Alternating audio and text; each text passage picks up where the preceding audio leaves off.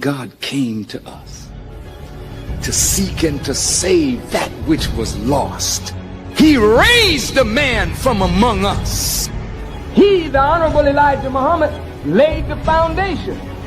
What I'm doing is something that comes from him through me, and the thing that he uses in me to do the work is my faith in him and the word that he taught. To produce men and women who wanted to clean up their life and build an independent nation for the glory of God. Assalamu alaikum, brothers and sisters, and we thank each and every one of you all for tuning into another broadcast of I Have a Testimony. I'm your host, Brother Willie Muhammad, and today we have another powerful guest. And I've seen this sister on social media, but I was blessed earlier this year in Jacksonville to have the opportunity to actually meet her. And one of the things that struck me that I admire about her, she is extremely intelligent. And based upon my observation, I believe she also has a grasp of the teachings of the Most High Elijah Muhammad. And she's a thinker. And I love people who are like that. So we're going to bring our sister on, who's probably, to some, I'm introducing her to some who don't know her. But I believe that there are many people who do know our sister. And our sister is Sister Katrina Muhammad, born in Detroit. We're going to learn more about how she came in, and now she's in the city of Chicago. Assalamu alaikum. Wa alaikum salam, Student Minister Willie. Thank you so much for having me on your show. I love this show. I have a testimony, so it's a great honor. All praises to Allah. Thank you. Thank you for accepting our and happy Savior's Day to you. We'll be coming to your hometown in a few short weeks, right? Yes. Number one. Where it is cold, but we're going to talk about that later. Yeah, so I like to bring an extra coat. Like Cat Williams said, when you go to places like Chicago and Detroit, you have to buy a coat that was made in Chicago and Detroit if you want. Exactly. So salute to all of our guests who are in. I see we have Righteous by Nature give you the greetings as well. Thank you for tuning in. And let's jump straight into this interview so we can get the most out of it. So, sister, what first opened your heart to the teachings of the Most Honorable Elijah Muhammad? Like, how did you become aware of it and eventually join? Okay, so one of the things that really jumped out at me was how the nation treats women. I had, in all the years of going to the church with my mother, I had never really heard that the woman is the second self of God. I had never heard that a nation could rise no higher than its woman. I had never heard these things. So I just was like, okay, wait, this is different. And my first student minister was Student Minister Rasul Muhammad. May Allah be pleased with him forever. For those who may or may not know, he is one of the sons of the Honorable Elijah Muhammad. Just a beautiful man. He's a beautiful man. And he was an excellent student minister. And at that time in the 80s, and you can go research it for yourself and look at a lot of the YouTube videos, he took on the complete affect of his father and the Honorable Minister Louis Farrakhan. I mean, there was no way at the end of his lecture, if he said, okay, do you agree that what you heard, this is good for Black people? Stand up, if you agree with that, and come shake my hand, come join on, let's go, let's get to work, that you would just remain in your seat. There was no way. And so at 16, when I went to the mosque with some friends and I heard him and he said that, I jumped right up. I didn't think about what my mom say or my father say, or, just the full journey of Islam. I'm 16. I don't know that, right? I just knew what I heard him say was the truth. And I needed to get up. And that's what I did. But of course, when I came home and I told mommy, she was like, wait a minute, you pay no bills here. And we go to the church down the street with Pastor so-and-so and so. So what you doing? We're Baptists. What you doing? What's So it was just really interesting how Allah put that in my heart. And it just took over the years, my family realizing who the Honorable Minister Louis Farrakhan is who the Honorable Elijah Muhammad is, understanding and having respect for these teachings, and seeing it as a blessing that Allah drawed me to him, Master Prophet Muhammad drawed me to him and allowed me to take my Shahada at 16, right? It was a long journey for me, but that's how it got started. And I was attracted because of the great respect that the Nation of Islam instills in the believers and in men, especially men, but also women, respect for ourselves and who we are to Allah, the daughter of Allah, right? The daughter of Allah. So that beautiful. That's beautiful. And I didn't know and think about at the age of 16. That's something, because I'm an educator and I see some 16-year-olds and their mind is not thinking like that. And you talked about that experience. I'll go to our next question. How did your early experience in the Nation of Islam help shape you into the woman you are today? Okay, so the men teach the men, the women teach the women, right? So in addition to Dr. Student Minister Ava Muhammad, may Allah be pleased with her, reading some of her books, listening to her lectures coming up, Mother Ta'anetta, may Allah be pleased with her, Mother Khadija Farrakhan, Mother of the Faithful, may Allah be pleased with her, who just celebrated her 90th birth anniversary. So thankful to Mother Khadija. But I had some great captains in the nation, sister captains, MGT captains, Muslim Girl in Training, those who are not familiar with our culture and these acronyms. Starting out with Sister Majida, who is the wife of Brother Majid in Detroit, a beautiful sister. She was my first captain at 16. Then Sister Veronica, may Allah be pleased with her. She did return to Allah, but just a beautiful sister, beautiful woman. And this was when I returned from college at Spelman. And I was like, okay, I think I want to go ahead and make it official. Because back at 16, my mother did take me out. She took me out. She was like, you're not doing anything without my approval. So until you become 18, then you can decide for yourself what religion you want to practice. But in my house, under my rules, you're going to do what I say and you're going to go where I go. And so, and then if you don't, I'm telling your daddy. And my dad was like, do whatever your mother tells you.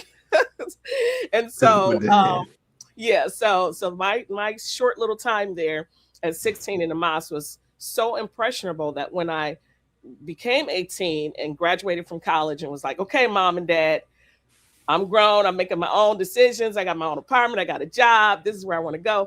I returned to the mosque, and then that was Sister Veronica. And this was in Detroit. And she's just such a beautiful woman. And so from her to Sister Captain Leslie in Baltimore, when I briefly lived there, so beautiful. Sister Captain Leslie, she's been a sister MGT captain for a long time, a student MGT captain. The minister said put student in front of all of these posts.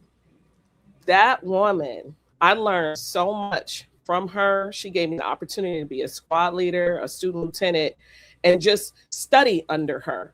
And I'm so appreciative of that.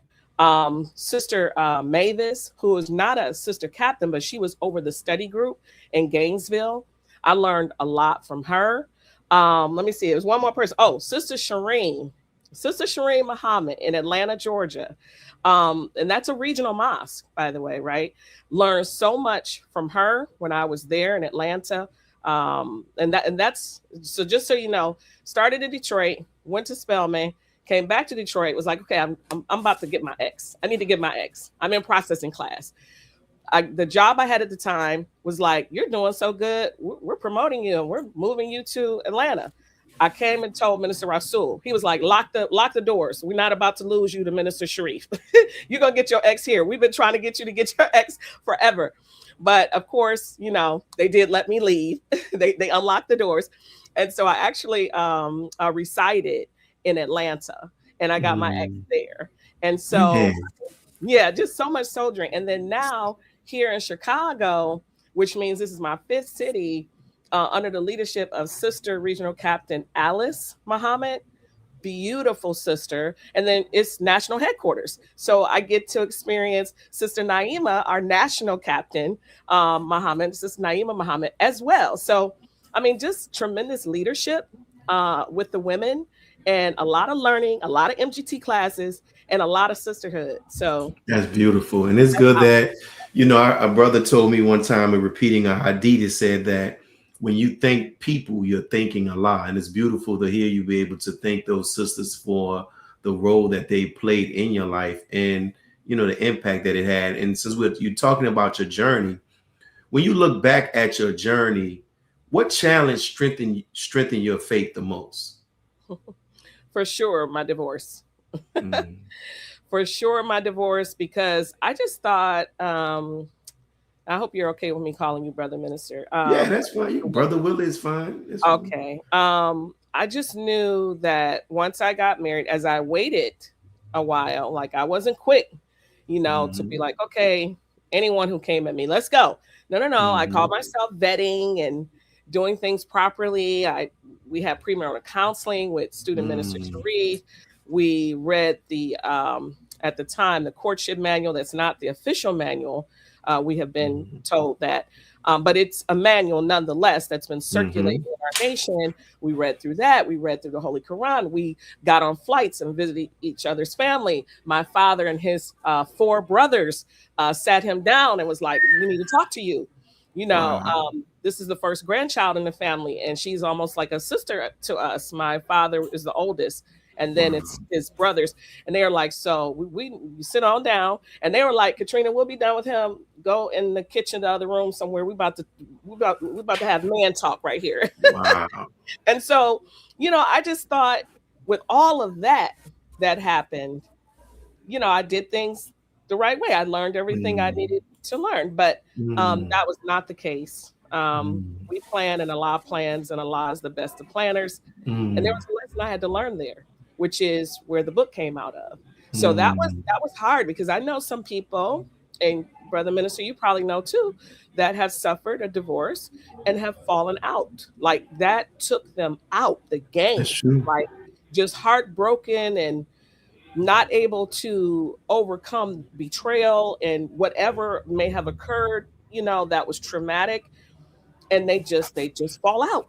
And so I thank Allah that Allah did not allow that, and allowed me to see all of this as a lesson, and how I can improve myself, and how I properly vet, and maybe in the process of that help other people, which is where the book comes from. So Wow. I thank Allah for even allowing, at one point I couldn't even say this, but I thank Allah for allowing all of this to happen, the heartbreak, the lesson, all of it, because it moved me up in terms of my spiritual connection to Allah.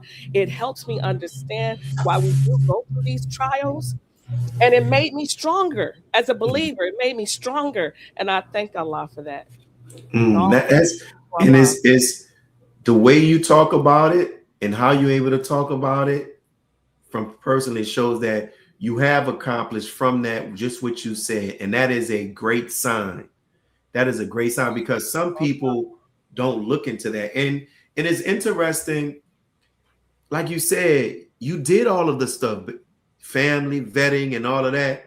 And it's interesting, wonder if that experience just was allowed to happen so that you could produce this book that can help others, because absent that experience, you may have not been able to produce this book, right? So That's right. You talked about that. What was there? Was there a single moment where you realized that people really need these questions? And then, let me bring up the book and show it up. This is our sister's book, Relationship Talks. And if there's where can they get the book, sis?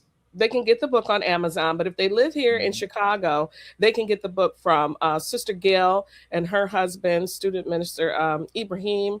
They have the book at MUI for sale at their table. They sell all types of books. In fact, we were on a prayer call interview, and I was, I believe, interviewing you, Brother Minister, and Sister Gail was listening. She said, we need to get Brother Minister Willie's books here at MUI in Chicago. Yeah. Remember? So I need to talk to you after the show to figure out how we can get your books, because Sister Gail, I saw her again, and she asked me. But yes, they sell books, you know, Minister Nuri's books, Brother Saad Leem's books. I mean, they sell all the books in the nation, and they want to sell yours. So they sell mine on Sunday. We can make that happen. So it's 2,000 questions. Was there a part where you realized, because with all of the vetting that you did, you waited, your parents, the men in your family, even after that, did you go back and examine and say, there was still some questions that I didn't ask? Or are these questions that you asked in the book?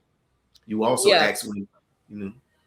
I also asked them where. So are the questions that you have in the book, were these also questions that you did ask in your courtship, or you realized you did not ask? I did not ask. Wow. These questions, with the vetting. Even with the vetting. I mean, if you looked at all the questions in the book, maybe I asked 50% of them. Whew. I mean, honestly, there were questions I didn't even think to ask. I didn't even think to ask, Brother Minister. Like, I didn't think to ask, do you like going to your classes? And what's the percent of time that you spend at the mosque? And I didn't think to ask during Ramadan, do you change during Ramadan? Your personality, your habits, your behaviors, your attitude. I didn't think about those things. I mean, it's so many questions that after I started interviewing couples and doing more research, I was like, I should have asked that question, you know? And then of course, in the marriage, should have asked that question. And I didn't. I did a lot of trusting, because you're wearing, I can see in this photo, a beautiful pin on your lapel. It's the FOI pin. That pin, like our bar pin, I'm not wearing that because this is a Taha garment, but not an official garment. But that pin, the bar pin, the lapel pin, it means something. It's saying something. And the people who wear it, you're thinking, okay, you see a person with that lapel pin on, then that means all of everything the Honorable Minister Louis Farrakhan teaches, that person is on board with that. That person understands who the Honorable Minister Louis Farrakhan is, who the Honorable Elijah Muhammad is. We are on point, you know, locked in terms of understanding this mission and what we're to do, not do. This person is in agreement with restrictive law. They're in agreement with that. But what I learned is a person can have those pins on and have a very different viewpoint than another person with those pins on. So you actually have to ask the question, like, what is your opinion of the Honorable Minister Louis Farrakhan? Do you have love for him? How do you display your love for him? Do you believe the Honorable Elijah Muhammad is alive? How do you know that? And where can you find that in scripture? How often do you read the Holy Quran? And when you practice Ramadan, do you practice it to the fullest in terms of all the prayers and reading the book? And you know, do you do it in fasting? Do you do that? Right? I mean, it's just we make a lot of assumptions. And I talk to brothers and sisters that make a lot of assumptions that a person wearing a headpiece, a person wearing that FY lapel pin with a nice bow tie, rocking it out there, selling final calls. I mean, just rocking it, right? Maybe got the highest sales number of anybody. But are they a believer in terms of like the way you believe, like the Honorable Minister Louis Farrakhan believes? Like, are they? Do they have respect for the Shura Executive Council? Do they have respect for their student minister, local student minister of their mosque? And if they're not comfortable bringing challenges or what have you to the local student minister of the mosque, why? Why? Why do you have a problem with that? So, I mean, it was just a lot of things that in my naivety and my just trusting, you know, assumptions that, yeah, of course we believe, yeah, of course, if the minister said don't do something, we don't do that. But I learned you have to ask these questions. Yo, you are confirming my view of you, your intelligence. And I picked that up when we were in Jacksonville. And what you were saying is so key, because I realized, and I just mentioned this in the lecture that we did today, sometimes we do this thing in a very shallow way, or he's an MGT, or he's an FO. I know I was talking to somebody and I told them this, and we don't really get down into the deep of it. And so what happens, we leave out a whole bunch of examinations just because of somebody looks like they're something. And then when we get married, what we had in our mind that we just thought that we didn't have to discuss, the person we see, or they not like this, and there's the trouble. And see what you're doing in this. And what's so beautiful, what you're saying is, because you just didn't let that painful experience destroy you. You went back and you did the work, and look at what comes out of to benefit our people. And I'll go to this next question, because so how did we talk about, because your healing, how did your own healing journey, just how did you heal? And then also, how did it shape the direction of the book? I know I'm asking two questions in one. No, it's okay. At the time of my divorce was at the time the minister revealed and shared with us a great tool to get over trauma, which is auditing and Dianetics. I was already a Gold Seal auditor. I heard what he said in terms of take the course if you can. I want everyone to complete the course. You don't have to become an auditor, because becoming auditor may not be for everyone, right? But take the course. So I did that. So at the time that this divorce happened, I knew I have to get audited. I have to find an auditor and get regular auditing. And honestly, brother, I jumped right in. I had auditing, I believe, every week for, I don't even know, maybe 2 or 3 months. And then I started getting audited twice a week, and then once a month. So like I received a lot of auditing, like a lot of auditing. And I thank Allah for that, because he was right. The Honorable Minister Louis Farrakhan was right. That tool does help you remove trauma, deal with trauma, lift it so it's not so heavy on you and pulling you down. And, you know, you hear a song in the car. Next thing you know, you got to pull over because you're like, oh, Allah, you boo-hooing. Because that was the song that you all got married on, or your first dance to. And it just takes you out the game. You hear it and you're like, oh, I can't do anything, right? That auditing helped remove all of those little emotional links that could cause trauma and remembrance. And it also helps me understand my role in terms of how I didn't properly vet the brother. There were more questions I really should have asked, and I made a lot of assumptions. And so I had to own that. You know, I had to own the part when the minister said, and I definitely nursed on the Holy Quran. And I definitely nursed on the words of the minister, listening to his lectures like Love and Duty, what is your role, Fear, Faith, and Truth. I mean, all these wonderful lectures the minister has done, and all the advice he's already given us on how to handle, the other one, how to heal a broken heart. I mean, it was just so many lectures he's done on how to get over anything that has happened to us in life. I sat myself down, I popped in the DVD, because, you know, this was back, 2016, I get it. Whatever. Now you can pull up a lot of these lectures right on YouTube. And I just took notes. I stopped the recording. I prayed on what I was hearing. I thought about what he was saying. Then I hit play again to hear more of it. And I just took my time, in terms of understanding and asking Allah why this may have happened and what do I need to learn from it. And then I remember the minister saying, look, when you're in courtship, there's no such thing as a dumb question. Every question that Allah puts in your mind should be asked, because by the time you're married, it's too late. You're married at that point. When you're in court is when you're supposed to ask all these questions. So I had an aha moment. I said, okay, Allah, the minister said, write down all the questions. Okay. I hadn't really done that. I asked brother questions based on whatever was in my mind at the time.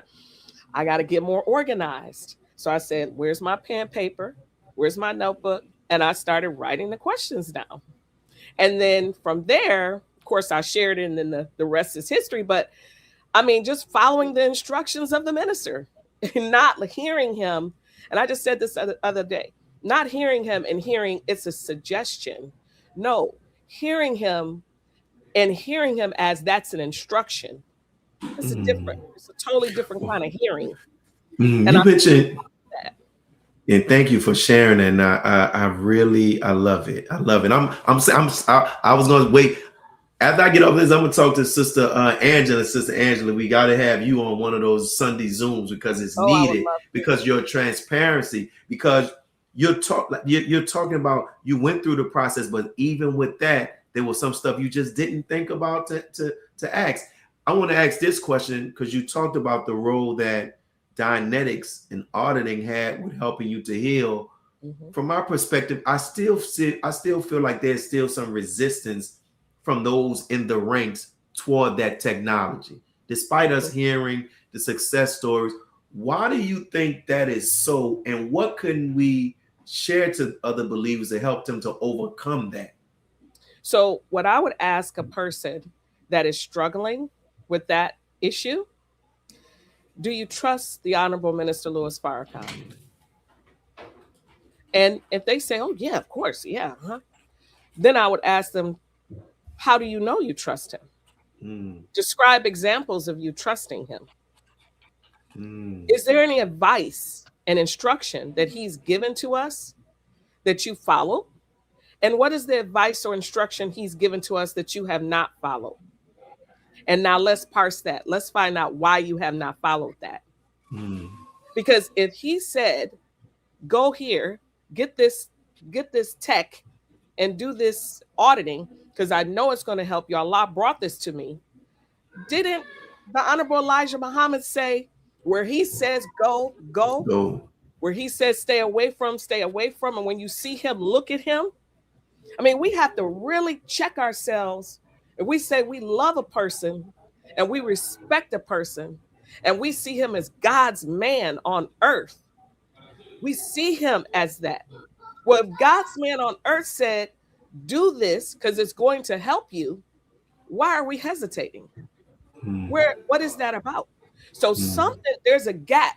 And then I would encourage people to read the book Closing the Gap. The minister addressed that gap that we have in terms of where we are and where he is in our thinking versus him. And we have to line our minds up with him because he's lined up with Allah. He's lined up with the exalted Christ already. We're the ones that's lagging behind, right? So why is that? We don't have to be lagging behind. So there's something, mm, that brown germ still in us that's like, oh, I know better. What you mean you know better? Why do you think that? Where's that mm, coming from? mm, So it goes back to, how do you really feel about the Honorable Elijah Muhammad and the Honorable Minister Louis Farrakhan, and have you allowed them deep in your heart and your mind so that when he says go, you in fact do go. mm. If Yes. you're hesitating, something is wrong there. Something is wrong. And you mentioned that in your process of, somebody said, whoa, that's heavy. So put that. And you mentioned how in your process of putting together this book that you talk to different believers, brothers, sisters, couples, I guess married, not married. So my question to you is, in your discussions with them, were there any patterns that you noticed? And if so, what? Yes. First, believers talk about, and we hear this in the world too, when you research marital problems, Mm-hmm. finance, finance, money matters being the issue. But the minister, the Honorable Minister Louis Farrakhan, has said it's not money, it's not friends and family, it's not the other sister stress or brother stress. No, no, no. It is our lack of connection to Allah. Mm, And that when that weakens, then everything is like the house of cards. It all falls apart. So if we want stronger marriages, if we want to succeed at anything in life, but especially in our family life and in our marriages, then we have to strengthen our connection to Allah. That's the mm, issue. So then when you peel back the onion and you start asking things like, did you all go to Sunday mosque together? How many study groups did you all attend? Does he go to class? Do you go to class? How many classes do you attend? Do you all read the Holy Quran together? Do you all study the lectures of the minister together? How many lectures have you actually studied together? Together. Do you all go to Friday night study group, which is supposed to be about self-improvement? That class is really going to help you get close to Allah. How many of those do you go to? Do you do the work? Do you do the reading? Do you come on time and experience the whole thing? Or are you on post the whole time walking around? Okay. Do you actually sit down in the seat and get what the student ministers in the class are trying to share with you? I mean, when you really peel it back, you get to their faith, how they practice their faith, again, how they feel and what they really think about the Honorable Elijah Muhammad and the Honorable Minister Louis Farrakhan and their role in the nation, how they see themselves. What is a FOI? What are the responsibilities of a FY? I know what it says on paper. Do you agree with that? What is an MGT? Do you agree with the roles of an MGT? Yeah. I know what it says on paper, but do you agree? And are you expressing that in your Islam? Are you expressing it? You really did your work, sis. I'm telling you, you really did, because those type of questions don't come from people that's not examining themselves. And what you said was, you had a divorce, you could have spent it, he did this, he did, but you say you also looked at your role in doing it. And in the 2,000 questions, I know like there's different categories. From your experience and from your study and talking to people, what have you noticed are those areas that people tend to not want to address or just skip over them? The chapter on finance, even though people say it's a problem and everything, because I have some really, really direct questions, it kind of takes people aback a little bit. I mean, when you start asking people, are you willing to show your W-2s? Are you willing to show your bank statement? Are you willing to do a joint account, or things like that? And if you're not willing to do a joint account, why is that? If your loved one wants credit cards, are you willing to do joint credit cards? You want separate credit card, things like that. Also, the family friend section.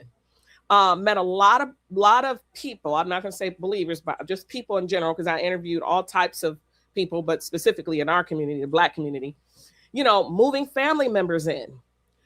Spouse comes home, and next thing you know, an uncle, a cousin, a brother, or even sometimes the mother-in-law has been moved in. There was no conversation with the spouse. The other spouse just assumed it would be okay because, I love my mother. I don't want her out in the street. I mean, obviously. And then the wife's like, yeah, I mean, I know that, but it would have been nice to have a conversation. These are things you should talk about in the beginning when you're in courtship, because these type of things happen in life. People need help in life. They need to borrow large sums of money. Are you married to someone who would just extract several $1,000s out of the joint account and give it to their brother or whoever in their family that needs it, without talking to the other spouse? Are you okay with that? And if you're not okay with that, you got to discuss it in advance, right? So all of these issues with finance, friends and family, but definitely the religion education portion, because that really drives it home. We know what we should be doing, but many times, especially as adults, we don't necessarily want someone telling us or pointing out things that we're not doing correctly. Just kind of want to say, I'm striving. And then that I'm striving, there's a lot hidden under that I'm striving rug, to do all kind of things. But help me understand how you're striving, and you've been in this nation 20, 30, 40 years, and you're still not coming to class. What is going on? You striving, but you're still not dressing properly. You striving, but you don't want to cook for your husband. What are you talking about? Right? Like, this is not what we're taught. So we have to stop hiding, and we have to go direct with whatever our defaults are and pray and ask to Allah to help us with that so we can become better. The minister wants us to become better. He is working so hard. He's been on his post so many decades for us. So now it's time for us. It's been time for us to hear him, really hear him. Because remember when he said, sometime you all hear me and I'm like a lovely song. Lovely song. Because I'm giving you this instruction and advice but I'm a lovely song. You're not hearing me. So we have to go back, sit down, and hear him and do better. And that's all of us. Mm. It don't matter how long you've been in this nation. Every single person. Stop pointing to the laborers in your mosque and all that. No, no, no. Look at yourself. The minister said, look in the mirror, look at yourself. And then you do your part, right? And then that's it. If you want to help, because I was taught and trained too, that when you go to any mosque, you present yourself to the leadership to say, this is what I know how to do. What would you like help with? And that's what I've done every single place where I've moved, which is why when you look at my, resume or portfolio, oh, you've been on this team, that team, this, and yes, because I was asked to help. That's what we're supposed to be doing. And who are we helping? We're helping the team that the Honorable Minister Louis Farrakhan put in existence over that city, over that region, to do what? The first mission, the lost, the resurrection of the dead.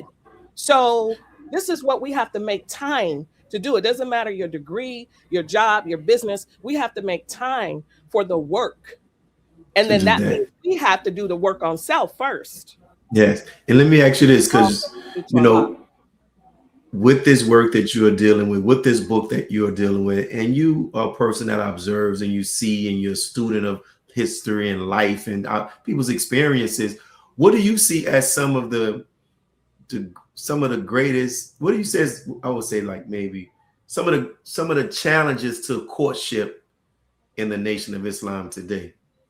I think singles don't have enough opportunity to meet each other, to intermingle in a righteous environment. I remember back however long, married couples would invite singles to their home, single couples, not a married couple and it'd be a bunch of single sisters. No. Single brothers and sisters, and they would cook bean soup and salad, and they would put on a minister, a tape or DVD of the lecture, or pull it up on YouTube or something, and we would watch it. We would watch it. We would have conversation about it. There would be activities at the mosque for the singles. There would just be more opportunity for us to, first of all, know who's single and get a chance to have righteous conversation and dialogue with each other. So a decision can be made. like that needs to happen. I've studied other groups, like for instance, I believe it's Iran, that has an actual singles ministry. They require all single people to register. They give them a question list of different questions, many like the ones that I have in my book. They have a team of, I guess you could call them matchmakers. I'm not sure what their actual title would be, but they will contact you and say, brother, we have around 10 to 20 sisters that, based on your answers from the survey of what you like and about yourself, that we think maybe you should talk to. You might be interested in them. And then they give you the information. You're able to look through the whatever, the folders, the files, the questions. Oh, I'd like to maybe meet her. They set up a coffee date, or not date, but interaction, and then a decision is made. But they don't allow single people to just kind of figure it out on their own. Like their government is actually active in helping single people find the other half of their faith, because that's a very important role. Build a nation. And then guess what? If for whatever reason you're a widow, or you are divorced, because that whole process of divorce, they don't let people get quickie divorces either. But let's say you're divorced, guess what? They don't let you just linger. You're going to get right back in it and find the mate for you. And they help you with that too. I mean, imagine the government doing that for its citizens. That is, we can benefit from that. Look, like we got to somebody have a question. And I'm going to ask this question, but first I have a question I want to ask, right? Let's say a single brother watching this webcast, he sees your book, right? Let me bring that back up. He sees this book, Relationship Talks, and talking about the questions, and gets the book. And if he decides, would it be appropriate for him to say, are these questions that one should ask prior to getting into a courtship, or these questions should be what we should ask in a courtship? Because we have people, I got to find all this out before I court them. So what do you say? And then there's people that put in some questions in. We want to get to those questions. What do you say? At first, I only saw this book being used with couples that are in courtship, engaged, or newly married, learning more about each other. Over time now, after speaking with people who have purchased the book that are not married, but and not in courtship, but they purchased the book to work on themselves, and then told me how great it was, like in terms of helping them see something that they had not seen just by questioning themselves. And they said, I need to get this together before I get into courtship. I need to fix this. Be it, I don't know my prayers. I'm not on routine with praying. Whatever it was that they saw, I need to get my finances in order. Ooh, I'm a little raggedy. Wait a minute. Yes, I'm divorced, but you know what? I don't know where my divorce papers are. And this question right here, Katrina, Sister Katrina asked, says, if you're divorced, are you prepared to show your divorce papers? I need to contact the county to get my divorce papers so I'm ready.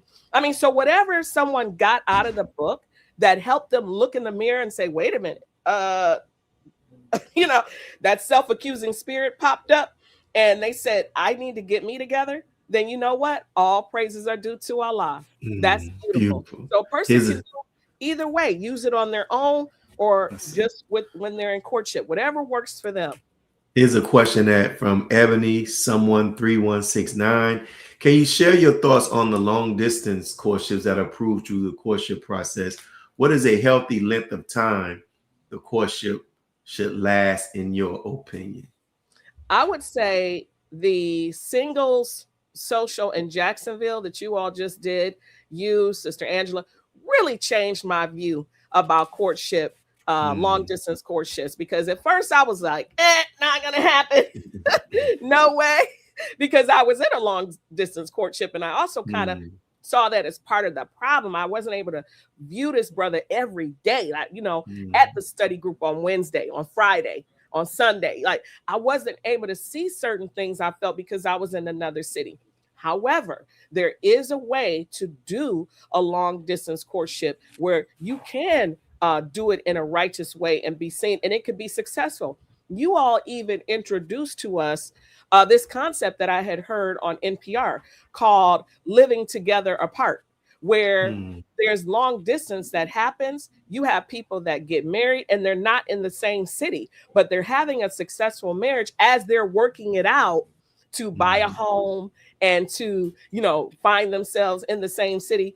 We have believers in our nation doing that and having successful marriages and families as they are making it work. They're not letting distance be an obstacle for them. And I said, wow, when I saw that interview of those couples that did that, all praises due to Allah, because that just was not even in my mind, right? So it can happen. There should be no excuses whatsoever. We have so many beautiful, talented believers, brothers, sisters, all over this nation. So if you, for whatever reason in your city, it hasn't happened for you, then you have to expand. You have to expand your mind. And maybe when you go to this coming Savior's Day, inshallah, in Detroit, you might see somebody. I don't know. But I mean, yes, it could work. But of course, you really have to, make sure you are doing things in a proper manner. You're involving the officials, right? That's very important. Just because it's long distance doesn't mean I'm on the phone on FaceTime with this person and whatever in your home, whatever times of the night. We don't do that. Right? Here's the second question somebody asked. They said, where could we purchase the book? I don't think they heard that part. And does your book have a section that deals with people who never experienced marriage? Oh, yes. You could purchase it at Amazon. If you live in Chicago, you could purchase it at MUI on Sundays. But yes, all throughout the book, there are questions for couples who have never been married. There are questions for couples in blended families. There are questions for couples in the later years of their life. The book was written to be well-rounded for all ages and all experiences of couples. So, yes. And you mentioned this earlier. You talked about like hindsight. You're able to look back, right? Yes. From your experience of the long distance courtship, what would you tell others? Like, what areas would you tell them to check? What dots would you tell them to? What I's would you tell them to dot and T's to cross from your experience? Definitely, you need to have some in-depth conversations with the leadership of that person's city. You should not be shy about asking for attendance records, charity records. Ooh, like a These things lawyer. I did go to law school briefly for 1 year.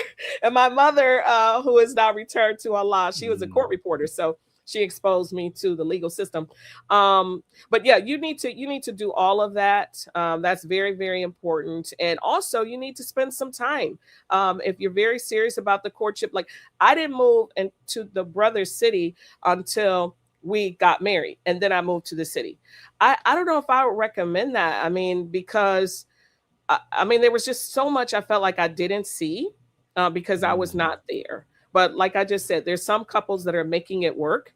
You really have to ask more questions and do due diligence. And even though it might be uncomfortable, you do have to talk to the exes. If there are some exes, you have to talk to them and you have to interview the family and as many close friends. I mean, you have to do all of that. We were talking before the show started about a CEO that said, look, if you give me however many names of your friends and family, I want to meet them first. And that could tell me a lot about you. That's so true. That's so, because a person can say whatever about themselves, but what would your father say about you, or your mother, or your sister, or your cousins, or your aunts, or your uncles, or your close friends? What would they say? So I would imagine someone says, okay, I'm gonna get the book. I've done the book. I've vetted. I've talked to the exes. I've done this. I've done that. And then they still run into difficulties in marriage. What would you say to them? Because some people would think, I've done all of this, I shouldn't be having any difficulties. Is that a mature way to see marriage? It's not mature. And I would tell that person they need to make an appointment with their student minister, their local student minister, to get in and get some counseling sessions happening. And they also need to do some auditing, because there could be some people that weren't necessarily telling truths when you ask them questions, right? And so you need to get down to the bottom of that. I also recommend that couples, when they're doing these questions in my book, they should write answers down. They should write them down, because later if something does come up, you can go back to that and say, wait, we did talk about this in courtship, and this is what you said. So I'm trying to understand, this is what's happening right now. Why is this different than what you said when we were in courtship? What has happened between then and now? And then that can help you too. So don't just ask the questions and then out your mind. You should take notes when you're in courtship. I went to a sit down of a brother who was interested in courting me here in Chicago, and I had my notebook. And, when we sat down, I had my notebook and my pen, and I said, okay, and I didn't have my book, but I just started, there was some basic questions in my mind to ask him. And he said, oh, you writing stuff down. This is official. I was like, yes, would you like some paper? I don't know. That's interesting you said it, because I wanted to ask you, after your divorce, have you had any courtships, and did this new understanding, when you tried it, did it run people away, or were they intimidated? I definitely think I may be running some people away. I don't know, but I have had people ask me, but there's this moving thing. Honestly, brother, I've lived in, this is my fifth city. I've done a lot of moving. My father is 82 years old. I'm in the process of moving him here to Chicago because he's by himself. And I don't really have family checking on him in Detroit like that. So we've had a conversation, and I'm in the process of buying a home and moving him here. So, moving to whatever city, I honestly, brother, I just can't do that. And so then when you talk to brothers and you're like, so are you willing to, move to Chicago? They're like, headquarters? No. I don't know.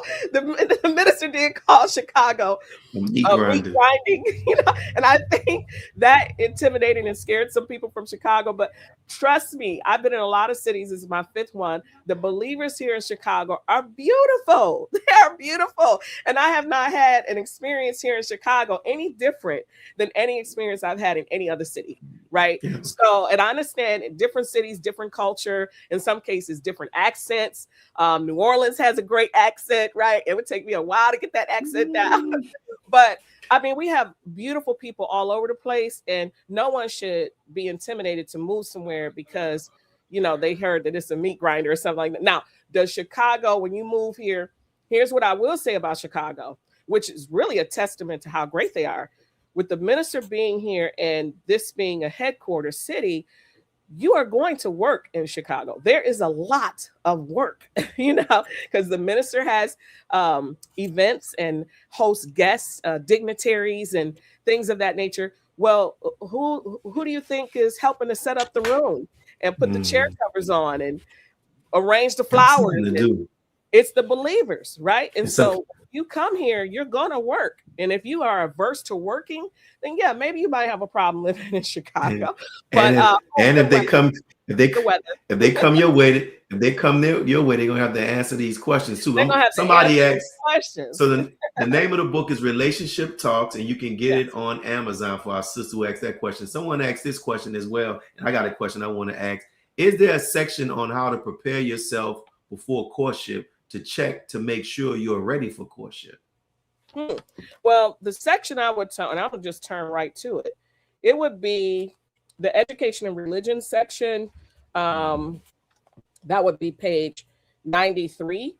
And I would just start, you know, tell someone if they're reading this book on their own, start in that section because it's really about you and your relationship with Allah, right? So, this was about Allah, God. Question number 3. Allah, God has 99 attributes. Which ones have you noticed in yourself? Which are you still working on? Right? Question number 5. What does equally yoked in the Bible mean? Do you believe we are equally yoked? If so, why? If you are not sure, please explain. Right? I mean, there's just so much. Question 7. Have you read and studied the self-improvement guides by the Honorable Minister Louis Farrakhan? What self-improvement things are you working on with yourself? Have you noticed an improvement with yourself? What areas of your life have you improved? What areas of your life do you still want to improve? And what are you doing to make that happen for yourself? Explain. So I would say if you're getting this book and you want to know, I'm not in courtship and the question the sister just asked, should I even be? Start there. Start there. And here's a question I want to ask you. Then we'll do this. I'll ask you this question, then I'll ask you the question that Brother Abdul Halim left, and then we'll ask you leave a question for the next. This was good. We're gonna have to do this again because this was good, sis. And you, to me, are an example of how we can benefit from those tough times in our lives. Yes. And then when you go back and you look at it, yeah, it was difficult, but look at the good that came out of it, right? Yes. Because it's for the benefit of a nation, right? That's right. In the scripture, when Jesus was dealing with Peter, he told Peter, and after you have risen, go and strengthen thine brothers. When Peter had fallen, that's right. The thing. But a lot of times, many of us don't want to go into that pain like that. And when we do go into it, it's always everybody else's fault. So when you look back at it, do you feel that there were questions that you were not asked? I know you talked about how there were questions I didn't ask him. Do you feel that there were questions he did not even ask you? Yes, I do. The issue of me moving to another city and just how comfortable would I be and what would my needs be moving to a city and what would I need him to do to make me more comfortable? I feel like that wasn't asked. It wasn't considered. It just wasn't there. And a lot I had to just do on my own. It was weird. It was very uncomfortable. Again, I made assumptions that, you know, these things would, I don't know.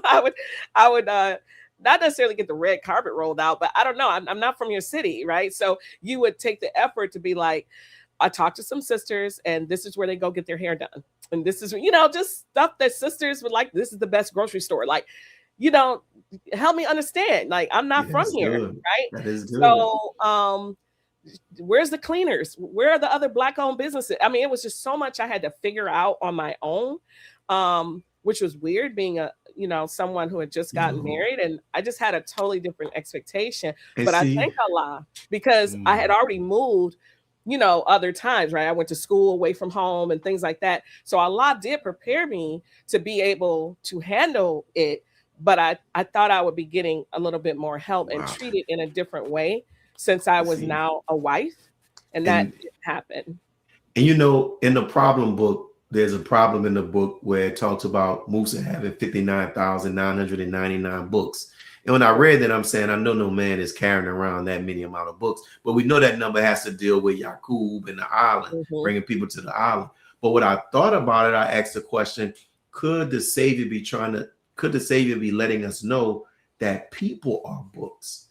Like what you just shared, like, I thought about how many people who are courting long distance could benefit, because people don't think about stuff like that. Yes. But it's very important. Somebody's coming to your city. They don't like to us. Oh, this is the store you go to. They don't know that because they're not from your city. But this is why this is good. My other question is, wow, this is the question that brother Halim asked, right? We're going to do this again Halim. On the dip. He said, now, he didn't know you were going to be on until after he asked the question. Do you feel you've uncovered the reason you were placed on this earth? Yes, I do. I've been studying women in the Bible, and this was from a comment the minister made years ago about finding ourselves in that book, right? And learning lessons from that book. And so there's a book about this, and there's a woman that I researched that I had never heard of, Abigail. And she was married to a man named Habal or something. I think it was Habal. Anyway, he was a drunkard and not a very nice man. And he encountered David. And David and his, and this is when David, he wasn't a king at that time, but this was, I guess, his training before he became a king. Anyway, Habal was very abrasive. Let's just say rude. And he was so rude and abrasive that David and his men were about to destroy his compound or whatever, because that's how rude he was. And this was after they had helped him with something. And all they wanted was just some provisions. Anyway, Abigail had to intercede and essentially apologize on behalf of her husband, provide the provisions, make sure the men, David, everyone was good. She said some nice words to David. Then she got on her horse or mule, whatever, and rode back out. That was it. She did her job, right? The lesson learned years later, her husband died. She ended up marrying David, okay? And she became his second wife. But the lesson in Abigail was about bringing calm and peace and diplomacy and solutions, being courageous in a situation that could be contentious, but having faith in Allah that Allah was with her and was going to work it out. And that's exactly what happened, right? And being a peacemaker.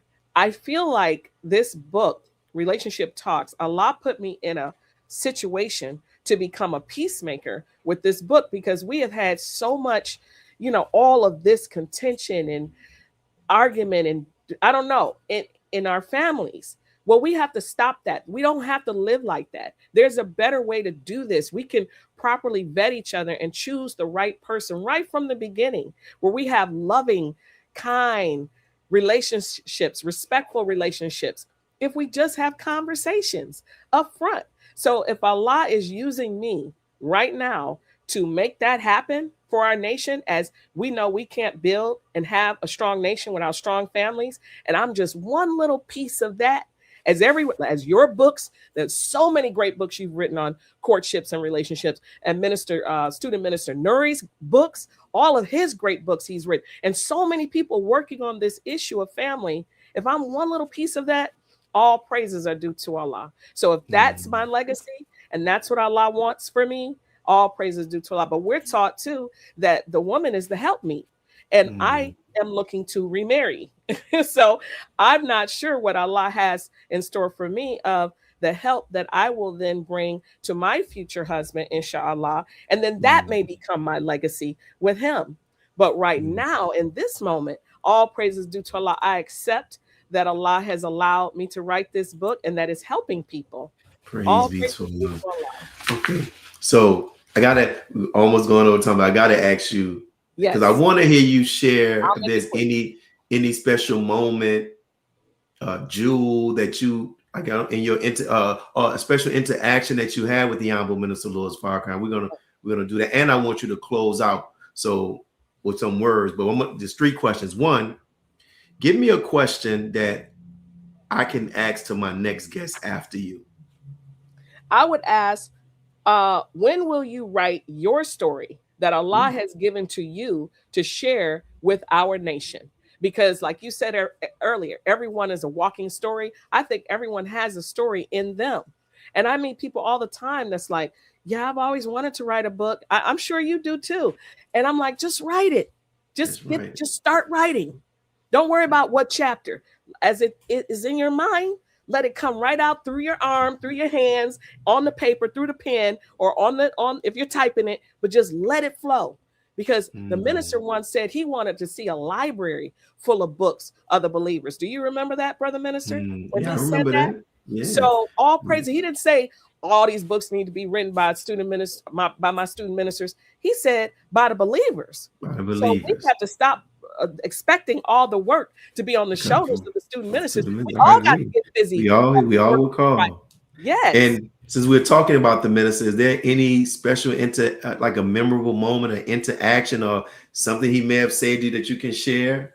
That's a whole There's a interview in lot. itself. That's like a whole nother thing in terms we got to bring you back. And we're gonna talk But one thing I specifically will about say is remembering when he came to Muhammad Mosque number 1 Detroit, when we were able to, by the grace and mercy of Allah, get the new building, renovate it. There was a believer in his family that bought the building for all the believers, and we renovated it. And him and Mother Khadijah came, and they loved it. Oh my goodness. It was amazing to be able to accomplish that, because this has been something that the minister had said to the believers. Number 1, I want you all in a new building. You all need to get a new building. And we shouldn't always be looking to the minister to say, okay, minister, you going to buy us one? No, we got it done. We got it renovated. And they came to see it, and the smile on his face, the happiness of him and Mother Khadijah as they went through the whole mosque. I mean, I will never, ever forget that moment. And I thank Allah for letting me be on the team of people under the leadership of Student Minister Troy Muhammad to make that happen. That was it was beautiful. And thank you. This interview is very nourishing to my soul, confirming in so many ways. And I think I heard the Honorable Minister Louis Farrakhan say once at a dinner table, he said, every problem that we have in the Nation of Islam, we also have the solution. And listening to you and your experience is a part of the solution. And we're going to do some more things. I definitely talk with Sister Angela. And any closing words? I love the minister. I thank him so much, because I wouldn't have written the book without his words of saying, write down those questions. Let's just keep it real. That came from him. So all praises due to Allah. I thank Student Minister Jamil Muhammad. He wrote the foreword. Sister Karai Muhammad, one of my editors, Brother Taiwan, the graphic designer, Brother Kofi, the producer of the book, Brother Talib here in Chicago, who took the picture on the back of the book, the portfolio picture, and of course my beloved mother, who's returned to Allah. She helped edit the book. And I just thank the believers, any believer who's bought the book, purchased it for others, said any kind word, any show, all the podcasts that have invited me to come on to talk about this book, to talk about relationships and building the family. I'm just so honored and thankful. So thank you so much, Brother Student Minister. I got another question just came in my mind. I got to ask you. So you come into the nation, you were excited at 16. You go from Detroit to Atlanta. You're in Spelman. Then I know you go back to your parents. You let them know, hey, I'm thinking about getting married. You get married, and then you have this divorce, and you have to face your parents, your father, your like. How did you handle that? You know, because some people, that's some of the stuff that contribute to people like, man, I ain't dealing with this Nation of Islam thing anymore. Like, how did you navigate that? So I wanted my parents to understand that everyone in the nation is on different levels in this journey. And just like in the outside world, if you saw a situation, you wouldn't say, and a brother was acting other than himself, you wouldn't say, that is a reflection of all men. All black men are like that. No, you would say that man who's acting other than himself, put his hands on his wife, or whatever it is he did that was other than self, not being the original man, the maker, the owner, the cream of the planet Earth, the God of the universe. He wasn't acting in that mindset. You wouldn't say that represents all black men. That represents that man who unfortunately fell short of the glory of Allah and is acting other than self. So I wanted them to understand that regardless of what happened in my marriage, that my ex-husband is a believer that's in the journey. And we are just in different places in that journey. And no, I do not hate men. No, I do not hate believers, because they ask, are you going to marry another, brother in the nation? Because what is going on? And I had to tell them, yes, I want to marry another FOI. Yes, I do. Because that whatever happened there does not represent all the brothers in the nation. That's just not it. And so they had to do a lot of prayer. I had to show them some tapes of the minister and where he has addressed some of these issues. And I told them, look, I trust Allah. And you love me, you raised me, you feel like you raised me, to the best of your ability, and I've made good decisions. So trust me when I tell you I'm trusting in Allah. I have learned a lesson. We moving forward, and I got a plan. And the plan was this book, right? And so they're okay now. They're okay. But in the beginning, they were like, what? But because, people who are not in the nation, they look at the Honorable Minister Louis Farrakhan. And when we fall short, I'm talking about the sisters, the brothers, when we fall short in any area and we are not representing him, oh, Allah. Oh, people, found people, our brothers and sisters in the world are like, how can this be? You all follow the Honorable Minister Louis Farrakhan. How could you make that error? Because we are human. We are human. We are trying to elevate. We are striving, and we are in the class of a lot, but we're at different levels, and we're trying to catch up, right? He is the best student in the class. That's what the Honorable Elijah Muhammad said about him, and he still is. And we're all trying to measure up to that. But we do have to do better because our people are looking at us. Our people are studying us, and they're looking at us. So my family, they were like, I need to talk to Minister Farrakhan. I was like, no, that's not happening. But you can talk to the student minister. But, it's all good now. But in the beginning, they were. They really were. Yeah, definitely. And I think that, and sister, thank you for sharing your testimony. Thank you for your spirit. Thank you for your transparency. And thank you for the work that you did, because the work that you have done and are doing, it's making it possible for those who want to take advantage of it. Because like they say, you can lead a horse to water, but you still can't make it drink. But for those who want to benefit, want to better themselves and get this thing right, as a sister said, she's been inspired. And let me bring up I thought it was a very powerful, very powerful comment, and this is what it's about, because she said right here, she said, beloved, thank you. You have given me the hope to begin the journey of repairing. May Allah continue to bless you. And that's what the scripture says in the book of Revelations, that the dragon we defeated the dragon by the power, by the blood of the Lamb and the power of their testimony. And this is what my goal is for this show. See, your testimony has inspired somebody to say, let me begin this journey of healing. Wow. So we're going to come back and we're going to do it. Inshallah, I'll let you, we'll do another one. We'll talk about the men. We may end up talking more about this. I just got to think about some stuff. Yes. But thank you. And may Allah continue to bless you. And I'll reach out and send you a message. But thank you, sis. Thank you so much. All praises to Allah. Wa alaikum salam. Yes, man. And we thank each and every one of you all who have tuned